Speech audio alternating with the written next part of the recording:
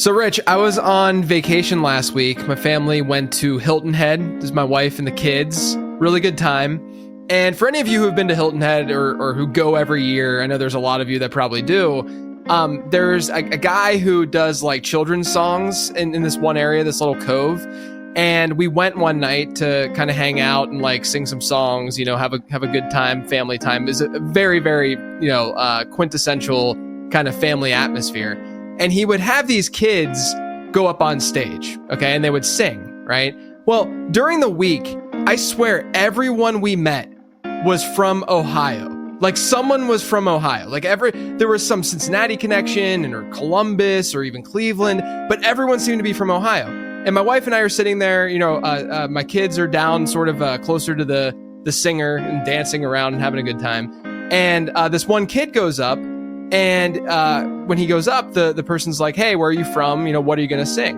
And the kid goes, oh, I'm from Seattle. And I looked at my wife and I said, wow, that's a long way. Not only is that a far away to get here, but they're not from Ohio. Like everyone was from Ohio. And then he goes, what are you going to sing? And the kid starts singing. He sings the Cincinnati Bengals touchdown song. I'm JJ, and last year I tried my hardest to become a best ball bro. I drafted over 500 teams, I talked to some of the most successful best ball players in existence, and I admittedly had mixed results. So this year, I'm going to chase that title once again. My plan is to max enter DraftKings Millionaire Maker, and I'm going to document all of it while talking to the brightest best ball minds on the planet. Last year, I didn't quite get there, but this year, this is going to be the year where I officially become a best ball bro.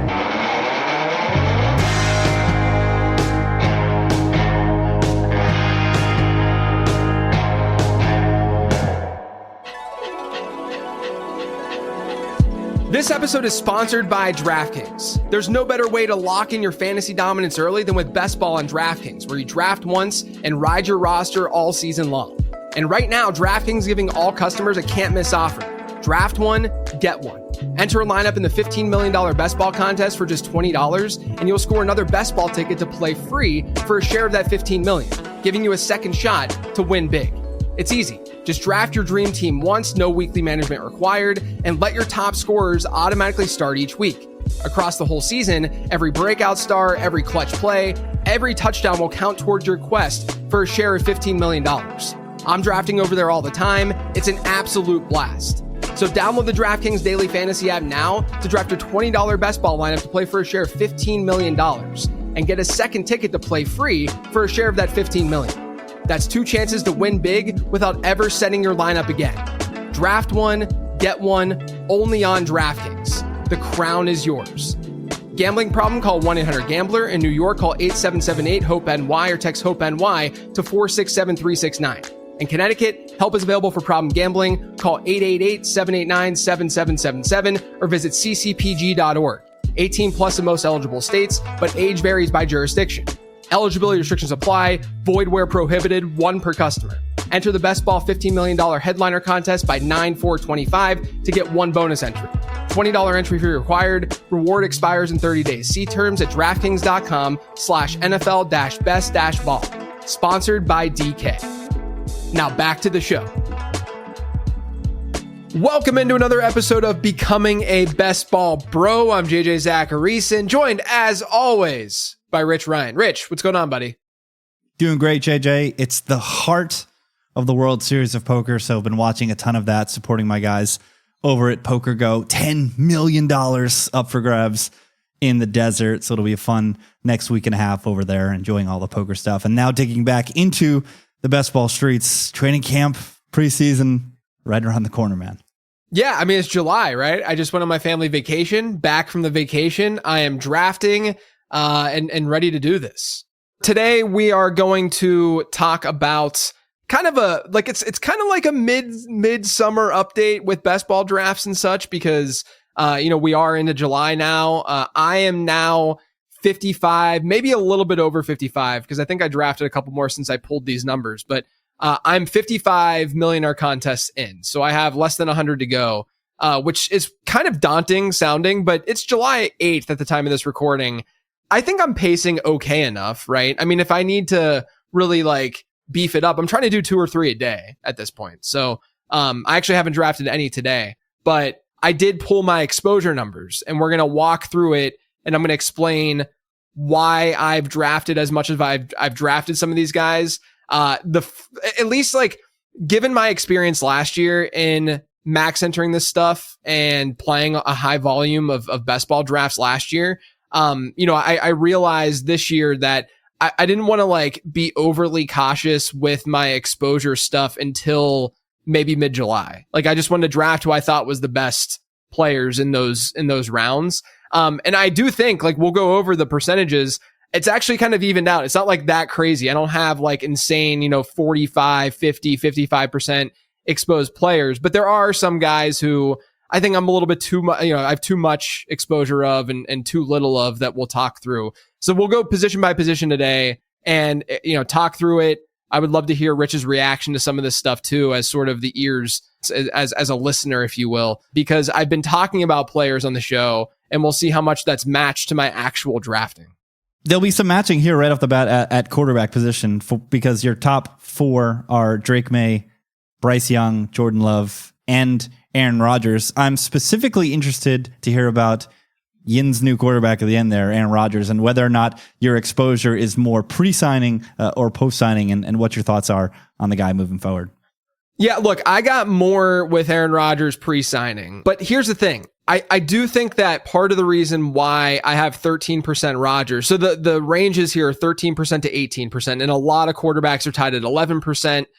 So as usual, quarterback is not that high from an exposure perspective. I think last year my highest roster quarterback was like 15%, but Drake May, Bryce Young, they're both at 18%. Jordan Love 15%, Aaron Rodgers 13%. I got Rodgers before the signing happened, assuming that he was going to go to Pittsburgh. But I still have drafted him after the fact because I don't think that from a range of outcomes perspective, his outcome is necessarily so significantly worse or different than some of the pocket passers that are sort of in the tier above him. I think that we often look at Arthur Smith and correctly peg him as a run heavy, conservative kind of offensive coordinator. But there was a season in there where he had Matt Ryan and they were like seventh in the league in pass rate that year. I do think, and there's been some quotes from Arthur Smith that allude to the fact that, oh, I've got Aaron Rodgers now. I don't have to be as run heavy as I've been in the past. Of course he's going to be run heavy when he's got Kenny Pickett. Of course he's going to be run heavy, when he has Justin Fields or even Russell Wilson to a degree where he can chuck it deep and have a high A dot and sort of run that, play action offense. So I am sort of like trying to lean into the narrative and be contrarian from the standpoint that maybe the Steelers are not as run heavy as people are just assuming they will be. And Aaron Rodgers maybe isn't as dusty. I mean, I've been on record saying that I don't think that he is necessarily as bad as people think. And that's not just the Yinzer in me. That's the fact that he goes to New York, tears his Achilles like the third, whatever. What play was that? You probably know. Play number 4. I was in the building in section 206 right in front of me. He sat down and I was in a malaise for about the next couple hours. Yeah. And then so he's gone for that whole season, comes back next year, or last year it was. And, he struggled a little bit to start the year, but he came on a little bit more in a weaker schedule during the back half of the season. He had Devontae Adams and such. But I think you can at least tell the story that, hey, this is an older veteran quarterback coming off a torn Achilles, and maybe he wasn't 100%, versus especially what he was saying to the media and such, right? And so I think there's at least a story here that we can tell ourselves that he's not as horrendous of a fantasy asset as people think. And then on top of that, I've leaned in a lot more to the 3 quarterback build. And that's what a lot of these numbers and such show. Like Bryce Young, in my opinion, he's in that next tier, sort of that like second to last tier, if you will, of quarterbacks or so. But like Bryce Young to me should be in a tier up based on when he came back from injury last year, he averaged over 5 points per game with his legs, which is a number that we only see from like the most mobile quarterbacks. And that was over 10 games. And so they add Ted McMillan. What if Bryce Young is able to be a really good fantasy asset, like a fringe QB1? I think that's in his range of outcomes here. Drake May, I think, has just been undervalued all offseason. So it's just been pretty easy to get him. And then Jordan Love, part of the pocket passer cluster that's in there. He's part of it, I should say. But there's that pocket passer cluster of like him and CJ Stroud and all these other dudes.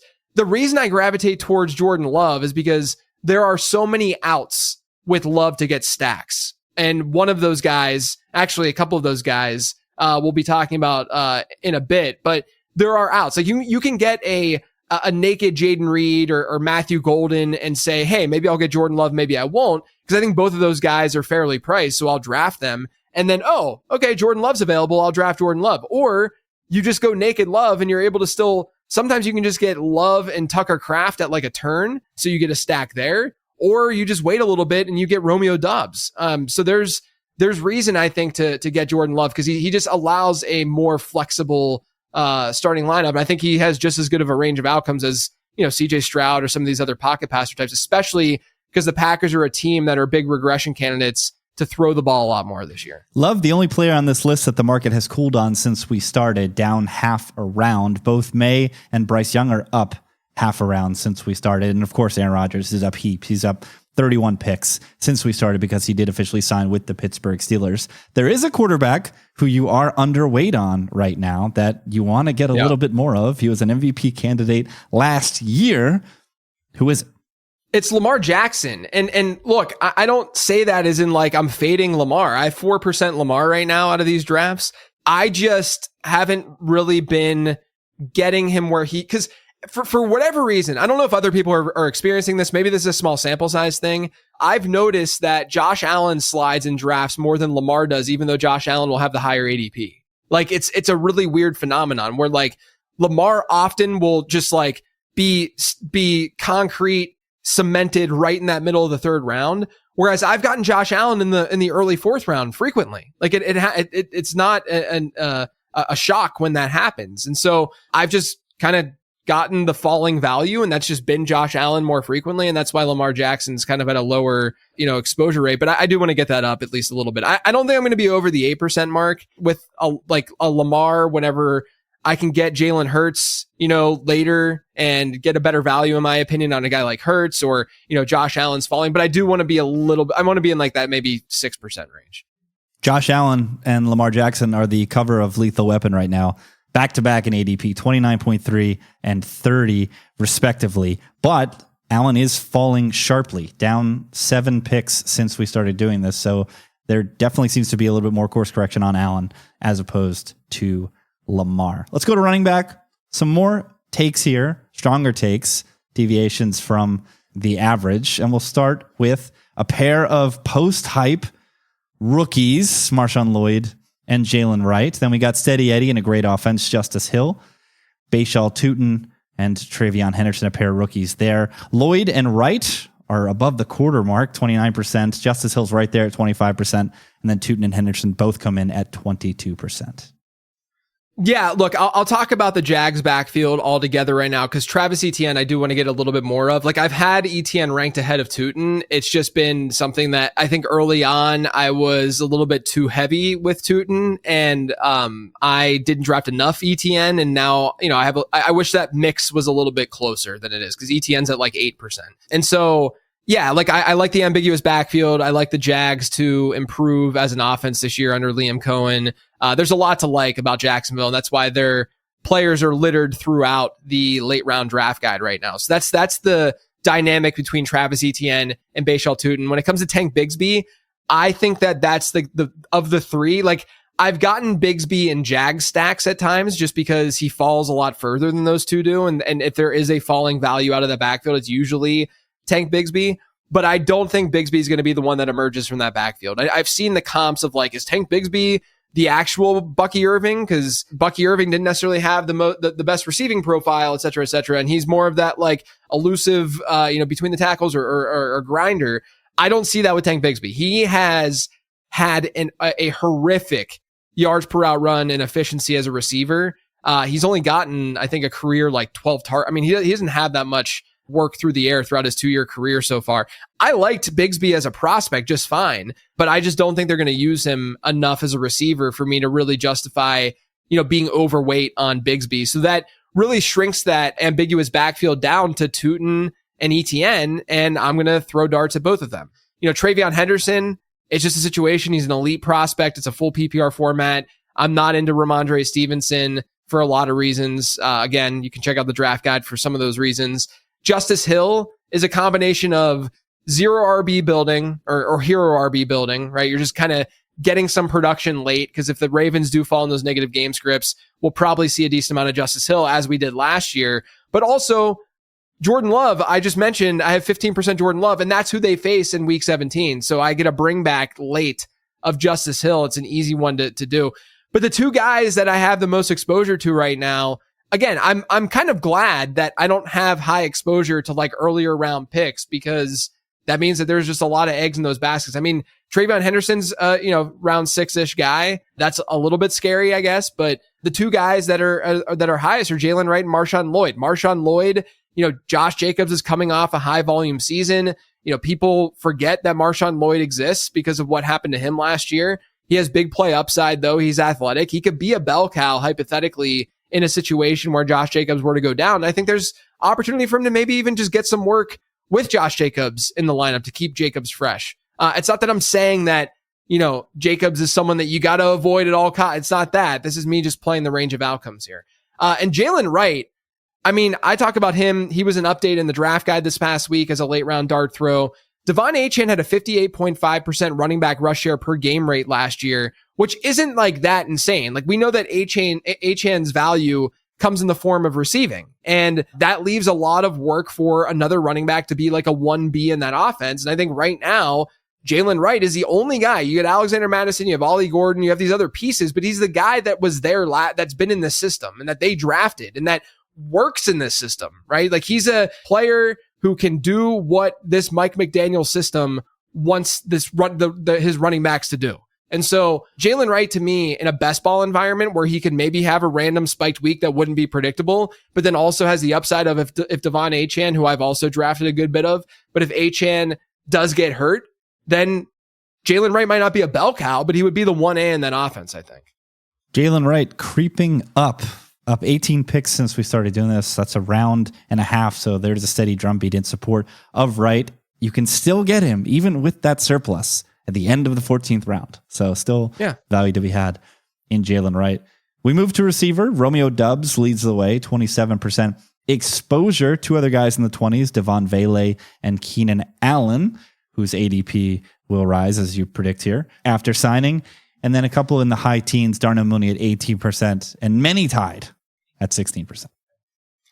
Yeah, I got a lot of guys at like the 16% range that I didn't shout out here. Devon Vele is probably my scariest because I don't even think that he's necessarily that good. This seems like a very strong player take, Devon Vele, to have this. It feels like you're planting a flag here. It's strange because I didn't like him at all as a prospect because he was like 27 years old, 26 years old. But I think like when you look at the Broncos, there's a very real chance that they spread the ball around a good bit in that offense. Like I like Marvin Mims, especially in season longs. I think Mims has sort of that plug and play ceiling that we could see in a managed league. And I like him in best ball. I like the Broncos in general. Like I've drafted a good bit of Bo Nix. He was one of the 11% quarterbacks that I have. I've drafted some Evan Ingram, RJ Harvey. I'm still going after. I have a ton of J.K. Dobbins. I think Dobbins has been someone who's been undervalued, since he signed there. But there's just other players like Pat Bryant, we're all kind of assuming would play the slot. And I've drafted him. Don't get me wrong. Like I've written newsletters about Pat Bryant being someone that we should be drafting.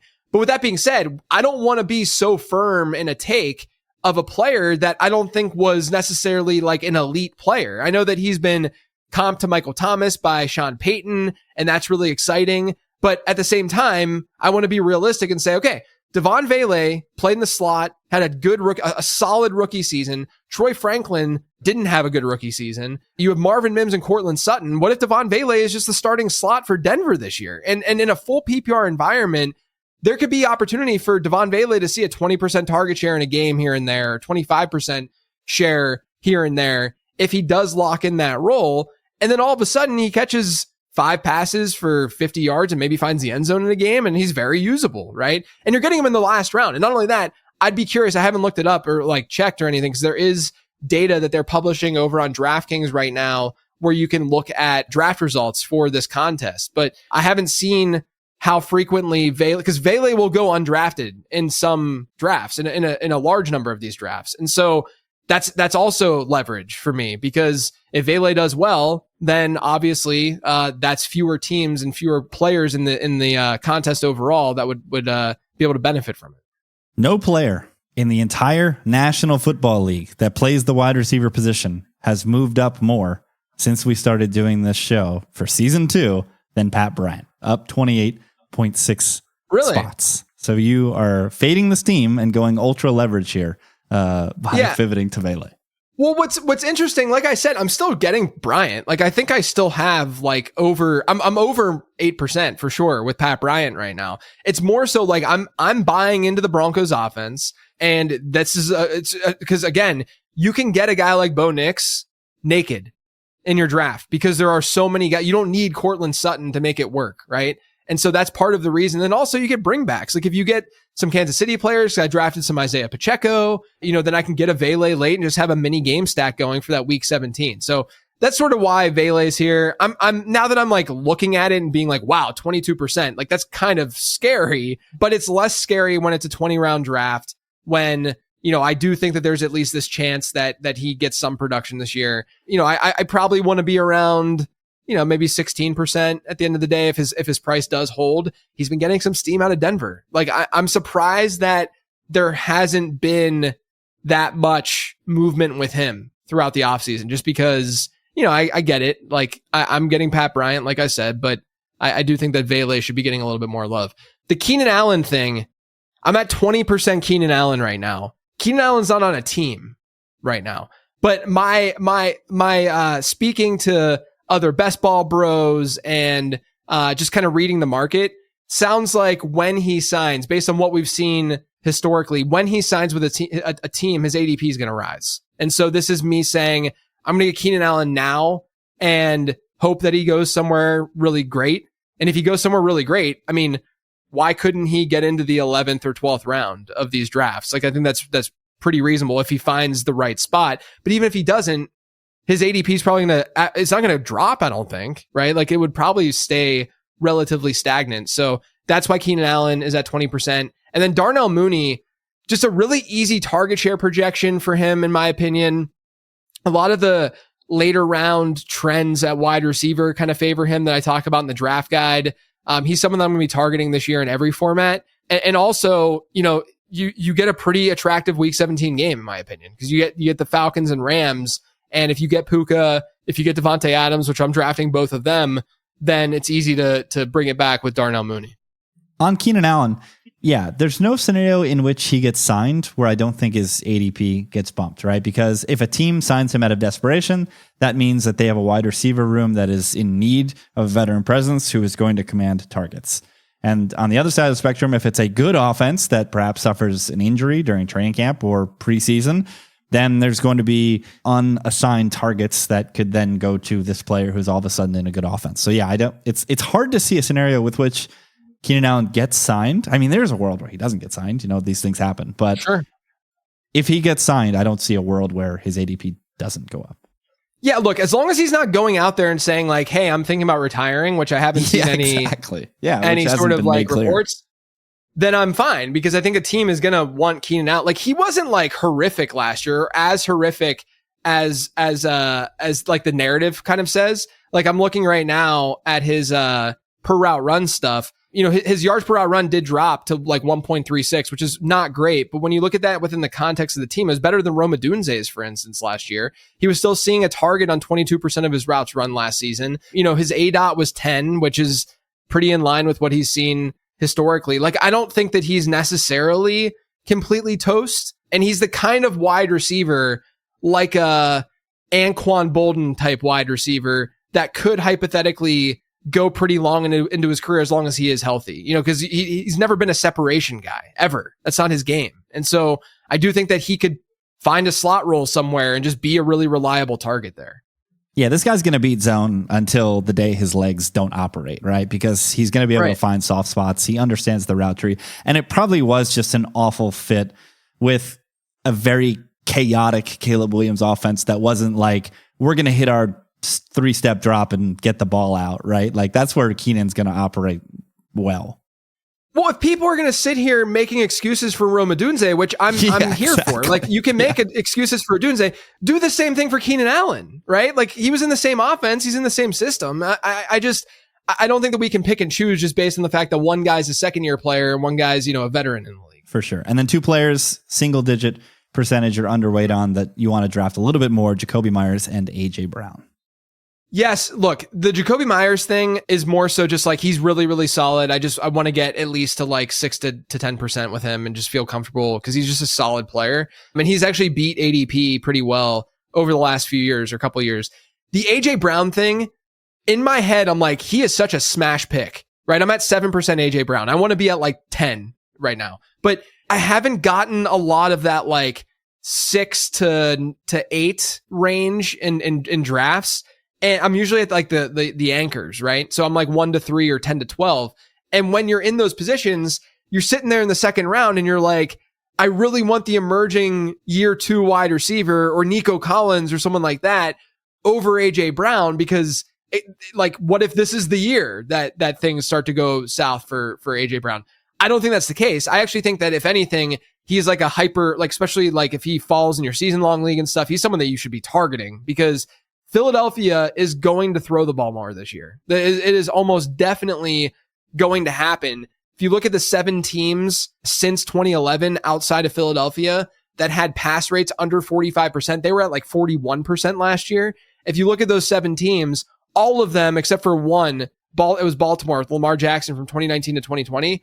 All of them, though, saw a massive increase in pass rate from one year to the next. And it's just because of regression. It's just things don't go as cleanly from one year to the next. Jalen Hurts had like 5 fewer pass attempts per game last year than what he's typically seen as starter in Philadelphia. So I think AJ Brown is a very, very, very, very good pick. And it's just been weird that I haven't gotten more of him because I like him a lot. It's just there's so many other players in that range that are just so good. It speaks to what a lot of us are saying in the space right now is that this is the best first and like the first round into the middle of the second round, probably the best fantasy assets that I've ever seen covering fantasy football. Like if you like, it's kind of nice too, because typically we've seen like top 3, the front part of drafts have an advantage, just a natural advantage in terms of win rate in your typical fantasy league. And now once you get into like the back half of the second round, it's not as strong. Like you don't feel as good about Josh Jacobs as you do, like some of these elite wide receivers. And that's actually giving more of an advantage, I think, to the middle and the late parts of round 1, which we don't typically see. So I'm into basically any part of the first round at the end of the day, because you are getting an elite player early, but the second round's not as good. Whereas, in the middle and late first area, you're able to get really, really good second round picks.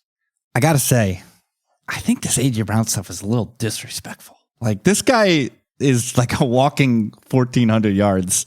So yeah. I find it hard to take both Drake and Ladd above him. And yeah. And based on historics, like you're saying, if we can expect the type of regression back to the mean with regards to passing volume from Philadelphia, like it's really hard for me to click these guys over AJ Brown. Yeah, and look, trends really love year 2 guys, year 3 guys, like in the early rounds, and players who are coming off of good peripheral seasons. But like AJ Brown has really good peripherals too. Like it's a boring pick, which is why people aren't as into it. And I keep thinking to myself, oh, there's going to be drafts where he falls a little bit because he does fall at times in these drafts, and I'll just get him then. But I just that hasn't happened enough. Like I need to force it a little bit more, which is why I'm calling him out. I didn't talk about Romeo Doubs though either. Obviously the Jordan Love thing I talked about earlier. That's why Doubs is my number 1 exposed wide receiver at this point at 27%. It's just weird to me. Like the dude led the Packers last year in target share per game, and he's going to be on the field in 2 wide receiver sets with Matthew Golden. Why are we, and not only that, you don't have Christian Watson healthy for the first at least half of the season. Dontavian Wicks has had plenty of struggles. I mean, I'll throw a dart at Wicks as well in Green Bay stacks, but Wicks has had his troubles.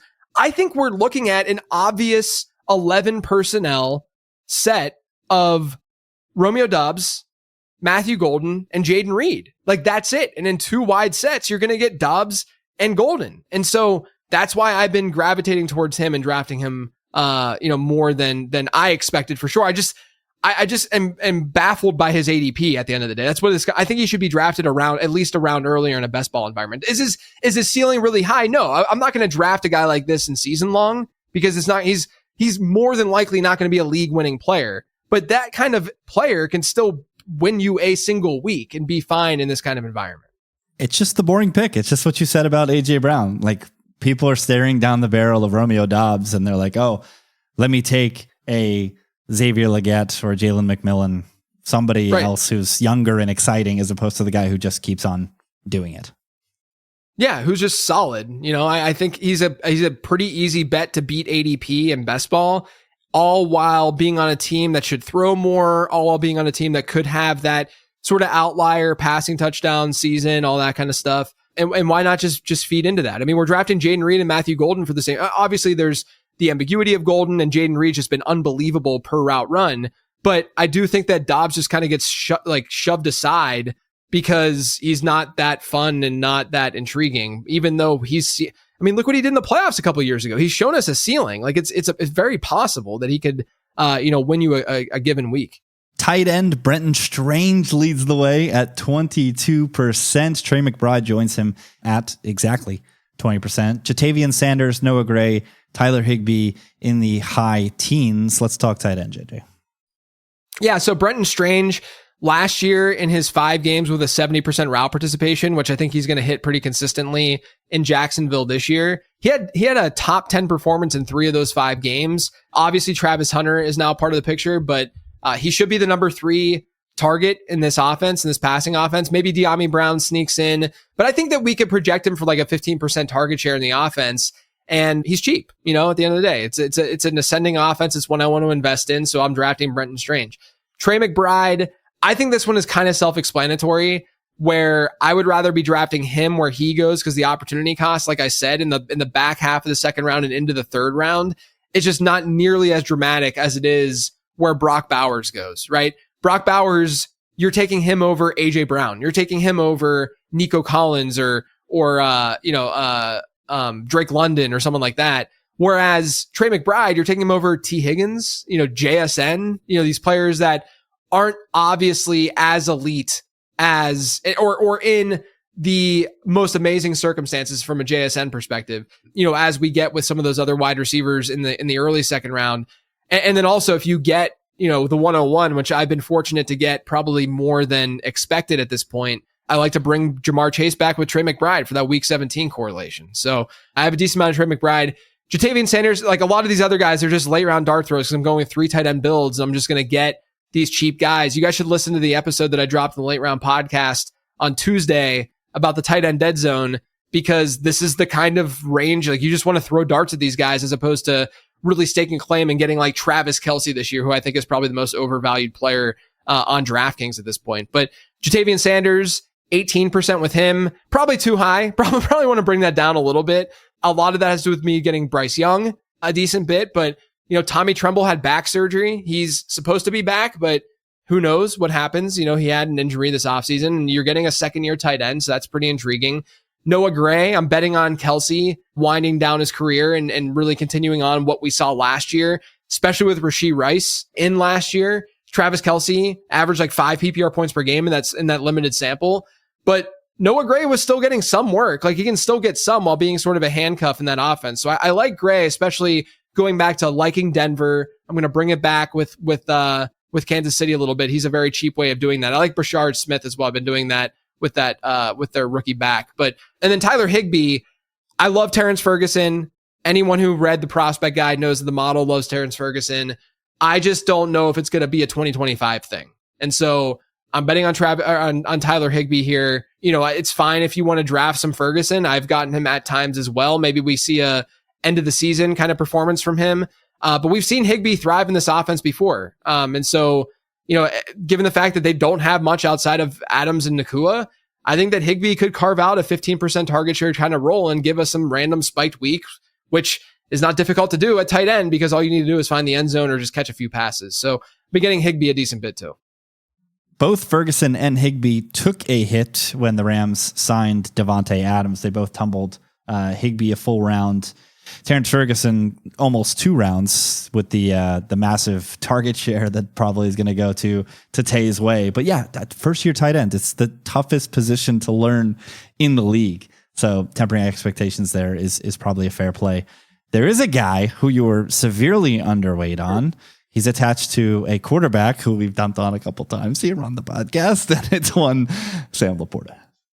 Yeah, I got to get a little bit more Laporta. I'm fine with being underweight on Laporta and underweight on Hawkinson and definitely underweight on Kelsey. But I should be more in that like 4 to 8% range with Laporta, and I'm only in the 2% range right now. Some of that just is team building. Some of it is me not realizing that I haven't gotten as much Laporta as I thought. So when I'm at that like into the 6th round, and if I drafted Amon-Ra St. Brown, which I have, I'm still drafting him. I just haven't clicked Laporta's name. It definitely plays into some of the trends that I talk about in the draft guide, but even still, I should have more Laporta than I do. Speaking of, as we wrap up the tight end position, episode 999 on the precipice of 1,000.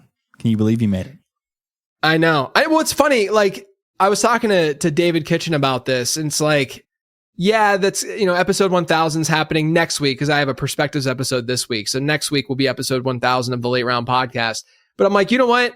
I've done like 60 perspectives episodes at this point, and I've done, a lot of Becoming a Best Ball Bro episodes. So like, is it episode 1000? It's episode 1000 of the solo show is what it really comes down to.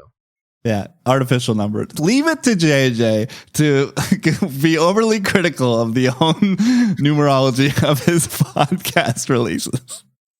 Yeah, it's really my fault for numbering them in the first place. But anyway, we do have a guest today. Tom Strachan, writer, podcast host, editor at FantasyPros, great guy from across the pond. He's the co-creator of the Fantasy Football Sanctuary. He's a best ball streamer and analyst. We talk about optimal lineup construction, forcing 3 quarterback and 3 tight end builds, some low-cost stacks, and so much more. So without further ado, here is my interview with Tom.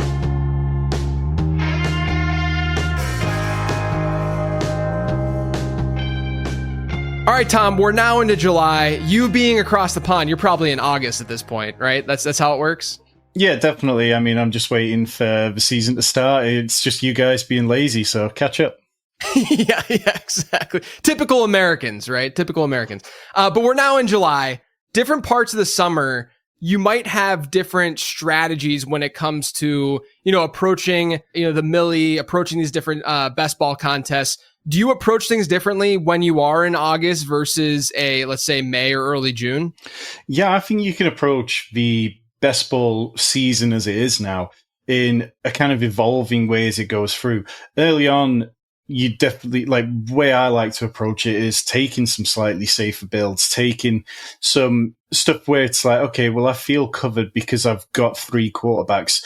Like, I can go back to the year where I drafted far too much Trey Lance, and it's going, that was a year where 2 QB builds worked out poorly for me.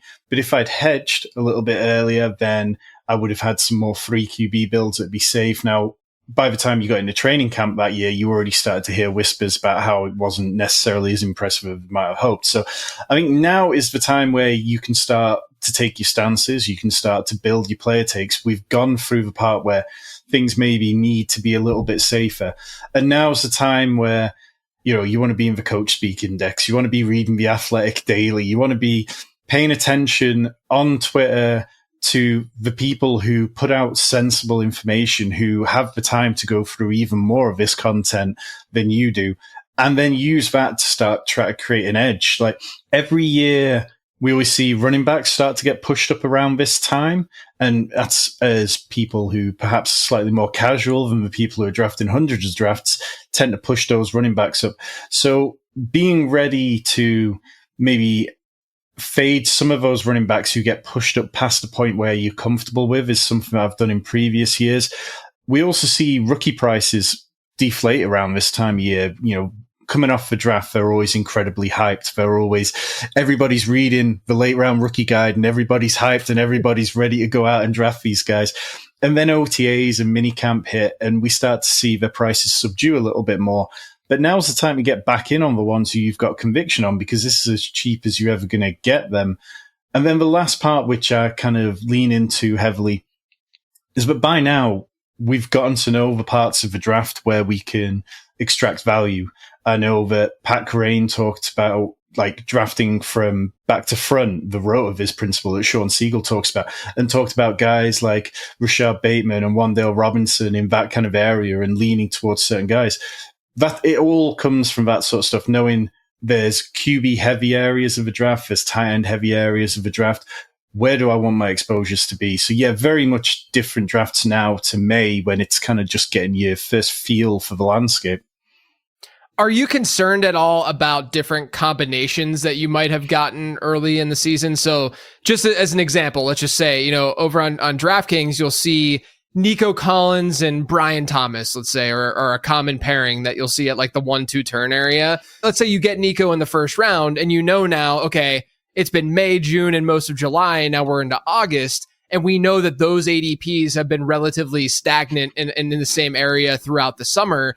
Are you then going to, instead of taking Brian Thomas, take a Rashee Rice or someone who is more on the other end of the second round to get sort of a unique combination there that others wouldn't get? Or are you still mostly playing the ADP game and the value game because you know that you just straight up like Brian Thomas more than Rashee Rice this year? It's a really good question, because it gets like, I think we all get a little bit bored with being on the turn by the time you've done 100, 200, 300 drafts. And it's like, okay, am I really just going to try and get the Joe Burrow double stack again? Right. Or am I going to try on the other end and mixing, as you said, like I'm on Ra and Brian Thomas or similar. And I can definitely see arguments for it. I've done drafts where maybe you pull Nico Collins to the first half, like the first 4 picks of the draft. And then if you do that, I feel like you only need that one pick to be incredibly different. And then the rest of your draft is going to bring you into different combinations. But generally speaking, it's not something I'm looking to do in the back half of the first round this year, because the back half of the first round feels really strong to me. There's about 4 or 5 guys in round 2 who I feel confident in and that I want combinations of them, looking at guys like Nico and Drake London, Nico and Derrick Henry, like all the way down to Nico and Brock Bowers. Like I want a mix of them, but I'm not necessarily going crazily out of the way to get it. I think with DraftKings releasing more pick by pick data this year than they ever have done, there's plenty of good information out there on what the combos are. Like Dan Falkenheim on Twitter and Chris Cash both wrote some nice stuff on there about it. And I think if you could just be a little mindful and not necessarily go out of your way to do this every time, then it can open up different builds and really help you if you can make it to week 17. Yeah. Is there an optimal roster construction that you're striving for over on DraftKings? I mean, it kind of comes down to how do you want to view optimal roster construction? Because there's one build that stood out massively over the years, and that's 3-6-8-3. So 3 quarterbacks, 6 running backs, 8 wide receivers, and 3 tight ends.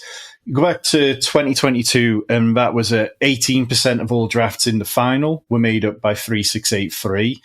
We don't have the data for the entire, almost million drafts that were done. Yeah. But we know it made up 18% of the final, so it must have been a fairly big number. And that was the only roster construction over 10% of the finalists that year. 2023, that jumped to 24%. Again, it was the only build above 13%. But then last year, it represented 34% of the 1,021 finalists. So, one of 3 teams, and it was the only build over 12%. So I think you can definitely look through a lens and say 3-6-8-3 has been consistently represented in the finals. And because of that, that's a build that we know works. The team that won it last year was a 3-6-8-3 team, and we talk about that more as we kind of get into it. But then the other teams who've won over the last few years, 2021 was a 3-5-10-2. Shout out to Felix who won that year. Great guy. 2022 was a 4-6-7-3. And then these last 2 years have been 3-6-8-3. So I think 3-6-8-3 is a comfortable build. It allows you to get 3 quarterbacks, 3 tight ends. It allows you to not be too light of running backs. And it allows you to be heavier on wide receiver, which we kind of want to be doing as we can start up to 4 wide receivers every week, compared with even if you have a running back in the flex, that's only 3. So I do think 3683 wants to be a healthy part of people's portfolios year to year, but the other builds that tend to do well are things like 3593, 2693, 2783. But the thing that mattered beyond anything to do with roster construction last year was that the team who won it had Bijan Robinson at 6% ownership, Trey McBride at 6% ownership, and Ricky Pearsall at 7% ownership. They all scored 25 or more points, and they only had 3 players across their whole starting lineup who were over 10% rostered. And when you get to these finals, quite often it is top heavy. You're seeing, Jared Goff was on 35% of rosters. Brian Thomas Jr. was on 40% of rosters. So having those low owned players, I think, is almost as important, if not more important, than the actual makeup of your roster. Yeah, I mean, squeaking by, right? And maybe not having the best roster imaginable in week 16, but just getting by and being able to get through into the final with those unique players, which unfortunately isn't totally in our control, but it is something to keep in mind, as you're sort of following your teams this year. So you mentioned the 3683, which seems to be a default build that as you're drafting, you just kind of gravitate towards. Like, even if you go more hero running back or wait for running back until like round 7 or so, you can kind of compile a decent amount of running backs from round 7 to round 12 or what have you, and 13, and still feel pretty good at running back to still stick with 6. But you're drafting 3 quarterbacks and 3 tight ends with that kind of build. Are you still doing that? I'm going to ask you for both quarterback and tight end here. Are you still going with 3 tight ends or 3 quarterbacks often if you get an elite player at that position? So at tight end, if you get a Brock Bowers, Trey McBride, George Kittle, are you still going with a 3 tight end build? And then at quarterback, if you're getting Lamar or Josh Allen or Jalen Hurts or Jaden Daniels, are you getting 3 quarterbacks in that kind of environment as well? Yeah, so starting with tight end, I mean, well, let's go back to last year's winning team. They had Trey McBride, who went nuclear in week 17. The other 2 tight ends, they had Ben Sinnott and Theo Johnson. Now, Ben Sinnott had 4 weeks where he scored any points and only 1 over 3 points. Yeah. Theo Johnson was injured in week 13. He had 3 games over 8 points. So I think it's fairly safe to assume that Trey McBride was in that lineup for every single week apart from his bye week. Mm-hmm. So you can carry guys on DraftKings to a level I don't think you can in 18-round formats. I think generally one of the things that I've come to realize on that site is that you can get away with a little bit more. You can be a little bit heftier at certain positions and just carry players, not necessarily for safety, but to give you potential outs for upside. And my attitude to tight end comes back that I want guys generally who are stacked with my quarterbacks and correlate them, because it just makes dealing with this most unpredictable position in fantasy so much easier. And that kind of tends to lead me to 3 tight end builds. It also allows you to say, I'm going to shoot for upside on tight end late in drafts, because we've seen in 2023, Sam Laporta, Cole Kmet, Hunter Henry were all really good late round picks. Then Johnny Smith and Zach Ertz last year were really good late round tight ends. So I'm fine with that. I know last year was kind of a good year for 4 tight end builds compared to previous, but I struggle putting that many eggs into the tight end position. And it's, 3 kind of feels like the max that I tend to, and I feel quite comfortable with that. And I know some people prefer to build a bit more fragile when they've taken their elite tight end, but in general, I'm thinking I need in week 15, 16, 17, I need those correlations. I need those stacks, and I need that way of maximizing my score. So generally speaking, it's 3 tight ends for me. But at quarterback, I'm not taking quarterbacks unstacked, and we could talk more about stacking and how often that's being done. But it's one of the principles of best ball that I just feel like, even if it doesn't always work out, it's one that when it does work out, the 1% outcomes are so beneficial that I want to lean into them. And on DraftKings with the 300 passing yard bonus, if you have a quarterback who gets that 3-point bonus for the 300 passing yards, and you've got a pass catcher who hits for 100 yards plus touchdowns, that's when you can separate in your 12-man pod. That's when you can find it easier to elevate. So having those kind of stacks through the playoff rounds matters to me. I think when we look at some of the previous winners, they haven't been teams who've overstacked. They've been teams that have gone skinny stacks, like quarterback plus 1 pass catcher, quarterback plus 2 pass catchers. So in general, I'm not going overboard with my stacks, but I want to build a team where I have monster upside at running back, wide receiver, and then if I can make the quarterback and the tight end positions just glue together, whether that's through bringbacks for week 17 or whether that's through stacks, I'm generally going there. And one area where I feel particularly confident with the quarterback position this year, it's kind of like round 8 through round 12. There's such a glut of quarterbacks, and especially on DraftKings where we see the quarterbacks, when we start to go, you can get shut out of the room quite quickly. I feel like that range is probably going to be key between about round 8 and round 13, round 14 for both quarterback and the tight end position. And I think if you can hit on the best quarterback from that range and the best tight end from that range, then that might be enough to take you into a really profitable position this year. Yeah, I mean, look, the quarterback position especially just goes and goes and goes in that range. And it seems like it's just it's just shrunk in terms of getting like the Bryce Youngs or the Aaron Rodgers of the world. Yeah. You can't get them as late as you could, at the beginning of the summer. And all that's doing for me, at least, is making me feel like I feel better and more okay with getting like Dak Prescott or Brock Purdy, because there's not as much opportunity cost whenever those other guys are then going just a little bit later instead of a decent bit later, right? And so to that point, though, does that mean that you're avoiding or not drafting as many of the early round quarterbacks this year? No, not necessarily. I mean, look, I'm a Ravens fan, so I'm always going to be overweight on Lamar every year, much like when Liam was on and talked about how he's always going to have exposure to Josh Allen. Like when you're a fan of these guys who give you the nuclear ceilings, it's very difficult to pass them up. But I want the guys who have the potential to the 300 passing yard games and the 100 rushing yard games. So it's like they can really elevate Lamar, Josh Allen. We've seen it. Jalen Hurts feels fine, feels undervalued. It feels like people are possibly dinging him a little too hard last year. Like, I think if you're not drafting Jalen Hurts, then you should be heavy on Saquon Barkley, expecting Saquon Barkley to be great again. I'm a little nervous about Saquon Barkley, so I'm finding it easier to, the double stack of AJ Brown and Devonta Smith with Jalen Hurts is achievable this year. I want exposure to that. And then Jaden Daniels obviously is definitely worth it. So yeah, I do like these guys, but it kind of comes down to a draft capital conversation. If I'm taking these, then I'm looking to maybe get one quarterback in the early double-digit rounds, somebody like CJ Stroud, Jordan Love, maybe even Justin Herbert. And then I'm punting the third quarterback quite late to really be maybe somebody like Daniel Jones, because my chips are kind of more in on him starting the majority of the season than Anthony Richardson.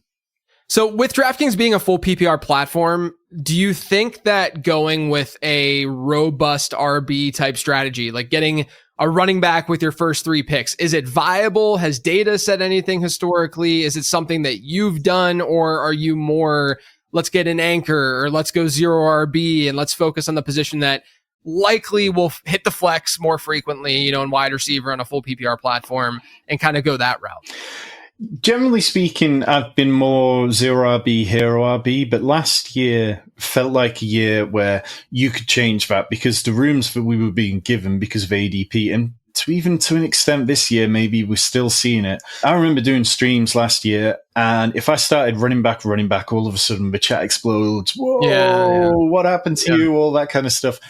But it was there for you. So I don't know quite about robust, because the wide receiver cliff edge can come and make it quite difficult. But I mean, last year's winner, they had Derrick Henry, Bijan Robinson. So that was most likely a round 1, round 2 double tap. They also then went on to have Bucky, who, you hit on the breakout running back, great.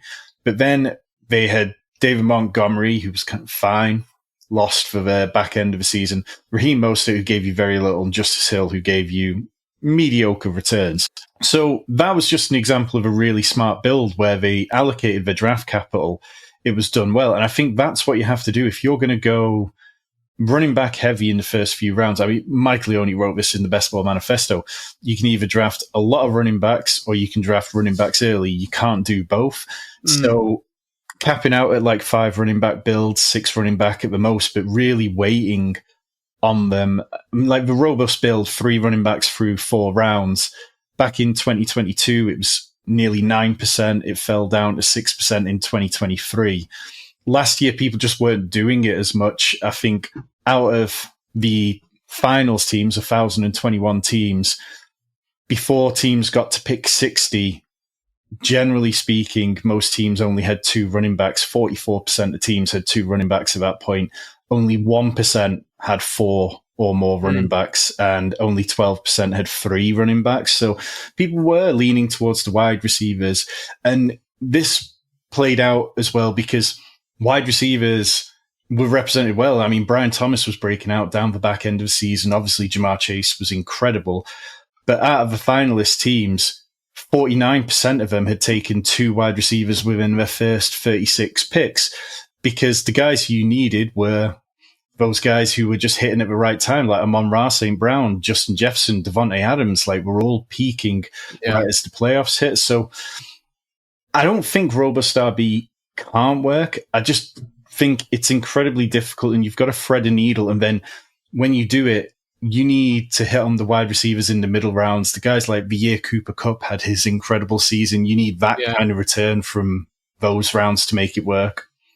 Yeah, and I know with my season-long analysis, wide receivers at the top versus running backs at the top generally have better hit rates. And that's even looking at players who played 8 or more games, and you're looking at it from a points per game perspective. So that's not even factoring in injury stuff or anything like that. If you want to say that running backs get hurt maybe a little bit more than wide receivers do, you know, you got to spend up to get the elite wide receivers at the end of the day. It's a lot more difficult to find them in the middle and late rounds. Yeah, and generally speaking, like over the last couple of years, we've seen the running backs towards the top have been healthier than the wide receivers. Right. Like, I think it's like, I can't remember the data off the top of my head, but like it's swung by about 1% or 2 in terms of average games played. And that percent matters a lot. Like, obviously, you don't want to count on this going forward, but maybe in 5 years, we sit here and go, you know what? Running backs, they found better ways to protect themselves, better ways to elongate their career. And if we just assume that running backs are going to keep getting injured at a way they did 5 years ago, that's when you can find yourself behind the 8 ball. Yeah, 100%. I mean, that's why to me, like whenever I do that analysis, I'm just looking at what players who were healthy and who did play 8 or more games. I think a lot of times we overstate our assumptions of who gets hurt most and who, all that kind of stuff, or it's just easier to say, okay, assuming health, this is what goes down. And what goes down is that you do see a little bit better of a hit rate at wide receiver than you do at running back. And it's just going to be pretty difficult to hit those really, really high ceilings at wide receiver.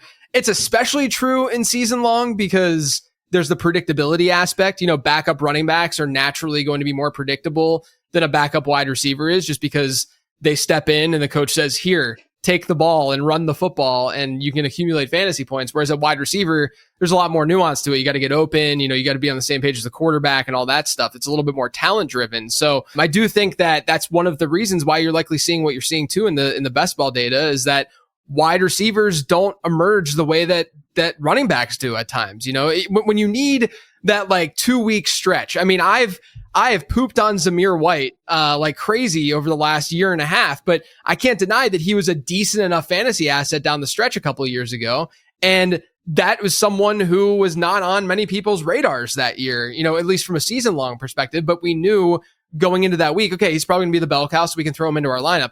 That kind of thing. Yes, you'll get the rookie wide receivers that'll break out and stuff like that. But you're generally going to see like the high end outcomes from those earlier round wide receivers, which is likely why you're seeing, what you're seeing from a best ball standpoint. In general, we've got to this point with best ball as well, in particular, where best ball content is like, I can click on YouTube and there'll be 3 or 4 people I follow streaming at any one time. And there's very much been a comfortability within the content creator space of going wide receiver heavy. And Pete Overzet talked about this last year, like how to avoid the wide receiver avalanches. And it's just always balancing what the room is giving you with kind of what you want to hit. And there's definitely been times where I've been guilty of trying to force a structure or trying to force something, because historically that's been something that's paid off. But when the room and the ADP is so drastically different, then we do have to adjust. And what I'm still trying to get my head around is, has it changed drastically enough from last year that we shouldn't be leaning into the tendencies of slightly heavier running back drafts? Yeah, and I think on DraftKings as well, and this is kind of like taking what you just said to a kind of different level and into a different conversation in a way. But I do think that on DraftKings, what I found is that when you're drafting in the early rounds, like up through like round 7, round 8, I found myself this year, because this is the first year where I've gone more heavy on DK. I found myself having pretty uncorrelated lineups at times through like round 7. But I do think the extra couple rounds helps a little bit with you feeling okay about being a little bit less correlated through the first couple, like through the first like 6 or so handful of rounds. And I say that to what you were just speaking to in terms of like forcing things and, drafting positions that you might not feel comfortable drafting. I think it's okay to kind of get the falling values instead of like forcing the issue of, oh, I really want a 0 RB lineup, or, oh, I really want just this hero RB or anchor RB lineup because this is what seems to be optimal. I think on DraftKings in particular, you can make up for what might not be the most correlated lineup early on. Maybe it's because of the extra couple rounds. Maybe it's because of the demographic that's drafting there. I'm not sure, but it does seem like you can recover a lot easily or more easily on DK than I've experienced before, at least. Yeah, and I think just to a wider point, I think going back to something I said earlier, I think you can just get away with more on DraftKings if you hit on the right combination of players. So the team that won it in 2022 had Russell Wilson stacked with Jerry Jeudy from their Broncos days. That was the only QB pass catcher combination on the team. They then had a team stack of the Eagles, Kenneth Gainwell, AJ Brown, Devonta Smith without Jalen Hurts. And that was it. There were no more correlations on the team. They had 4 QBs, including Jordan Love, who barely played that year, Jacoby Brissett, who I can't even remember whether he touched the field. And then it was Trevor Lawrence, Russell Wilson. What they did have was they had Christian McCaffrey, they had AJ Brown, they had Mike Evans, who scored a ridiculous amount of points in Championship Week. They had Devonta Smith, TJ Hawkinson, who was very good that year. So they just hit all the right parts and they did it in a way that worked. So the big thing that I have learned with DraftKings is understanding that each room is going to be completely different from the last, and being able to say, okay, I'm not going to be able to go through my checklist of my ideal draft and go, I would like this correlation, I would like this stack, I would like this many wide receivers by this point. Just adjust, take the best players that you can at the best moments, and be mindful towards the back, as you said, about, can I add some correlation? Can I add something as a tiebreaker that's going to help my roster a little bit? And if not, then just lean into the picks that you've got conviction on. Are there any stacks right now that you've sort of gravitated towards most, that you've been drafting most? Yeah, so kind of the cheaper ones, the Titans and the Panthers. I think it's really easy to add those as late round stacks. Like, I'm quite high on the Titans in general this year. I think Cam Ward's going to really help that offense. I think the coaching staff has had their hands tied behind their back so far since they got to Tennessee. And I think this year, with the new offensive line, it's going to make a big difference within reason as we talk about rookies. Yeah, of course. And then the Panthers, it's just so easy to get to to that range and go, okay, whether I've got Tet or not, I'm looking at Adam Thielen, I'm looking at Xavier Legette, Jalen Coker, I'm looking at Jatavian Sanders as a last round dart throw. I'm just taking Bryce Young and saying, I'm just going to add a couple of these pieces. And then the one which I can't get enough of is the Rams double stacks with Puka Nacua, Devontae Adams, and Matthew Stafford. Like, Matthew Stafford last year, I think he had 10 games where he failed to score pass for more than a single touchdown. I think he's due positive regression. I think that Puka Nacua could be due some, because through 2 years, we've only seen 9 touchdowns from him. He commands the volume, which on a PPR site has definitely been enough over the last couple of years. But if he could add more touchdowns, that would be fantastic. And then Adams, I think Adams definitely brings that level of being reliable enough in the red zone. So I think they're the kind of offense that I look at. I don't feel particularly worried about any of the defenses that they're going to face. And yeah, I want to lean into the Rams heavily this year.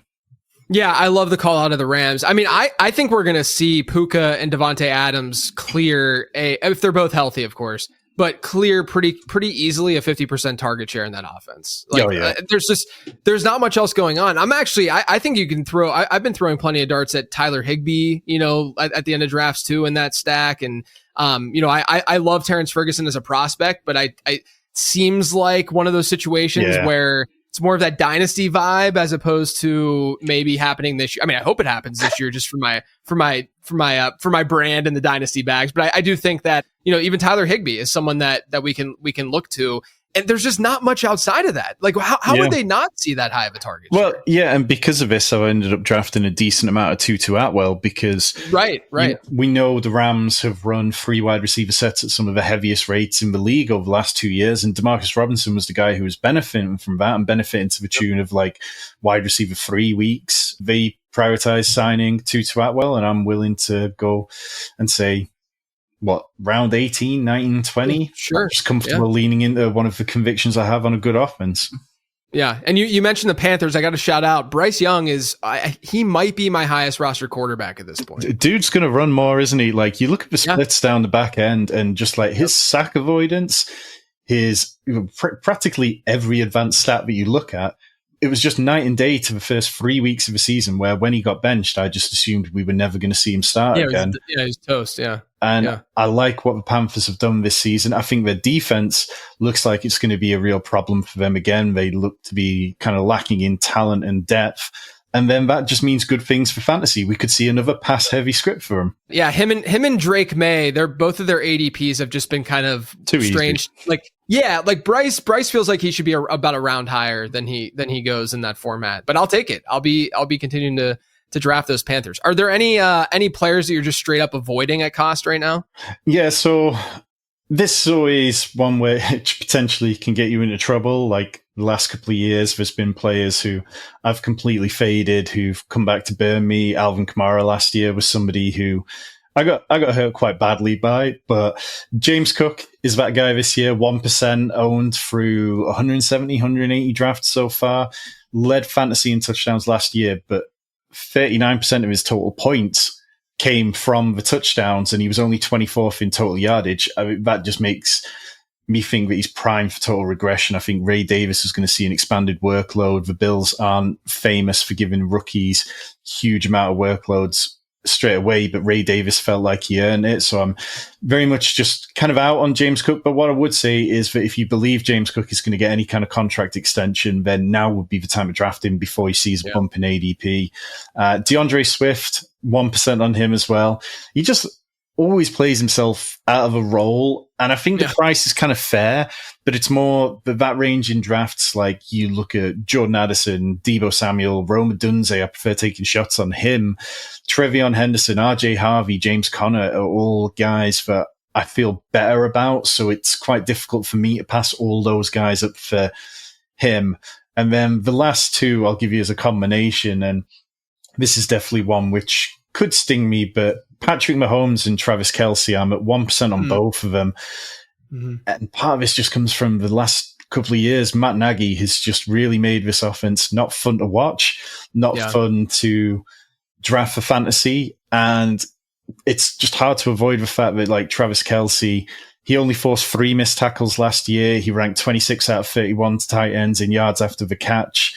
And he just doesn't seem to have any juice. Maybe he can get there in PPR. But I just feel like there are better bets that I want to make. I love the call out. I think Travis Kelce is the most overdrafted player on the board on DraftKings right now. It doesn't make any sense to me based on he's being drafted basically where he finished last year.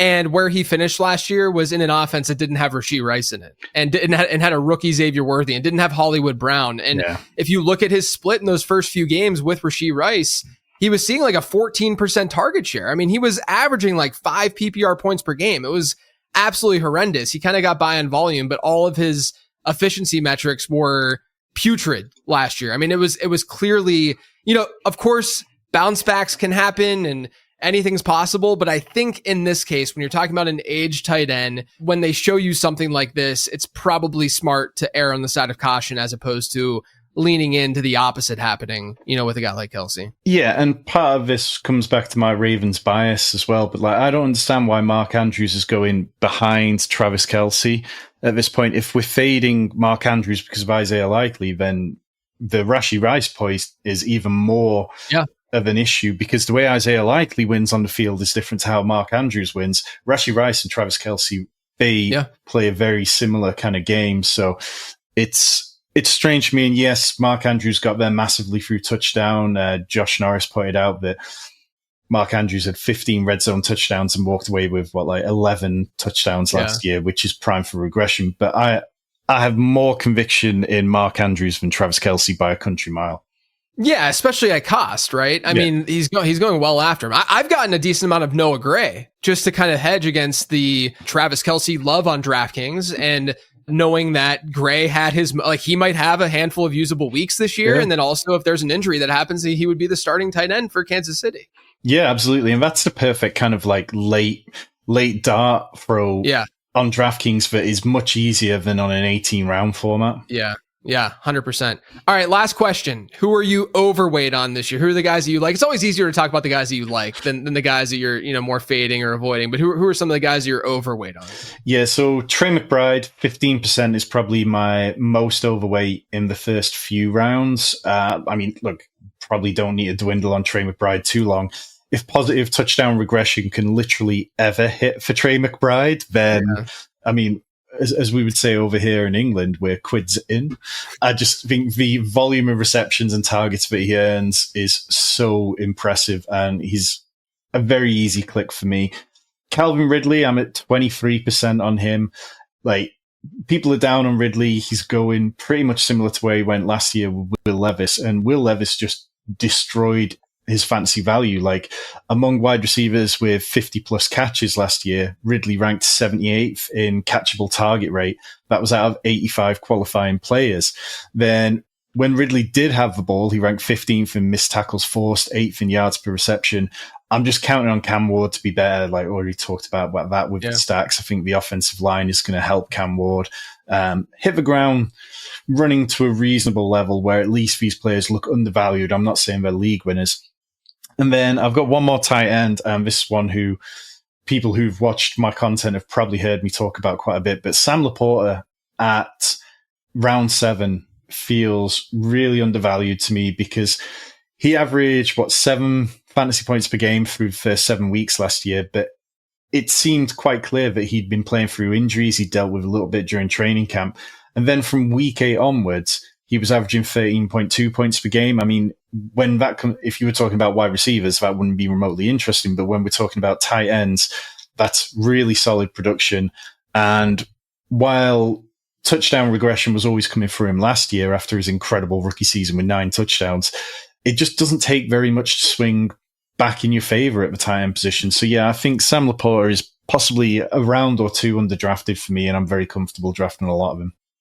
Love it. Tom, this was great. Let everyone know where they can find you, what you're working on, where they can watch your live streams, all that good stuff. Yeah, so written work all over at fantasypros.com. Our best ball guide is out now. Lots of stuff about different roster construction strategies, my favorite ways to spread out exposure, all in there. Every Monday, myself and Andrew Erickson live on Fantasy Pros channel, drafting, talking strategy, all that kind of good stuff. You can also catch me on the Fantasy Sanctuary, my channel with Rich and Tyler. Mondays are best ball live streams every single week. I also draft over on FFPC on there.